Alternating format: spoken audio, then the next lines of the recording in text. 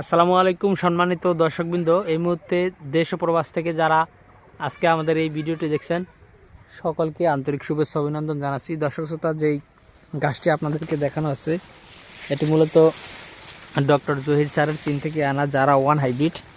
দর্শক দেখেন, এই ঘাসটি যেমন আপনার প্রোটিন সেরকম তেমন কিন্তু প্রচুর ফলন হয় এবং প্রচুর পরিমাণে নরম এবং মিষ্টি এই ঘাস।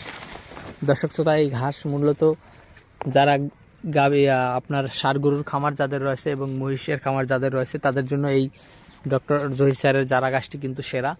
এর কারণ হলো এটি মোটামুটি প্রোটিন রয়েছে এবং এটি ফলন হয় বেশি অন্যান্য ঘাসের থেকে, বিশেষ করে নেপিয়ার কিংবা পাকচন ঘাসের থেকে। এই ডক্টর জহির স্যারের চীন থেকে আনা চারা গাছটি কিন্তু ফলনও বেশি, প্রোটিনও বেশি এবং অল্প সময়ে কিন্তু কাটা যায়। তো দর্শক শ্রোতা দেখেন, এই ঘাসগুলো এখনও যথেষ্ট কুচি রয়েছে এবং এই ঘাসগুলো কিন্তু এখন গরু মহিষকে কেটে খাওয়ানোর পারফেক্ট বয়স। এই ঘাসের বয়স হবে একবার কাটার পরে 40 দিনের মতো, অর্থাৎ 40 থেকে 45 দিন বয়সে যে ঘাসটা রয়েছে সেটা যদি গরু ছাগলকে খাওয়ানো যায় তাহলে কিন্তু ঘাসের যে প্রোটিন রয়েছে সেই প্রপার প্রোটিনটা কিন্তু গরু ছাগল কিন্তু খুব সহজেই গাছ থেকে নিতে পারে। আর যখন ঘাসের বয়সটা বেশি হয়ে যায় তখন কিন্তু ঘাসের প্রোটিনটা এমনিতেই কমে আসে।